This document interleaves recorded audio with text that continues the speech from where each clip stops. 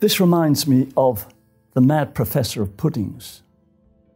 Once upon a time, there was a mad professor of puddings who said that if you bake plums in a pudding, you don't get a plum pudding, you get a Black Forest gatto, because due to the action of weak cooking force, the plums turn to cherries and the plum pudding turns to a Black Forest gatto.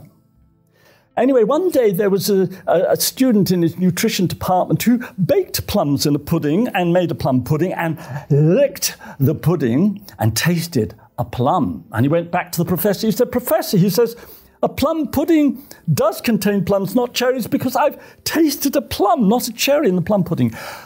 The professor got extremely angry. "Have you learnt nothing of what I've taught you?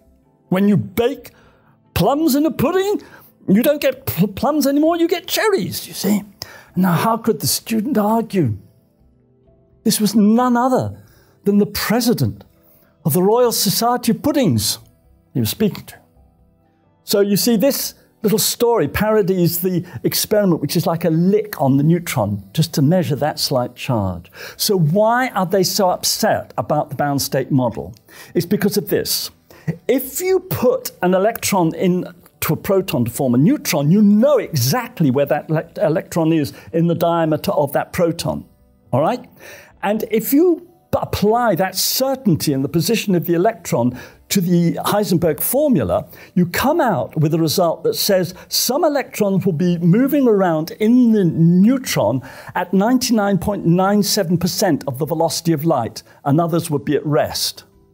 And now, when an electron is moving at 99.97% of the velocity of light, it has a mass 40 times the mass of an electron at rest, which means you would expect neutrons to have a range of masses between the mass of a proton and an electron and the mass of a proton and 40 electrons.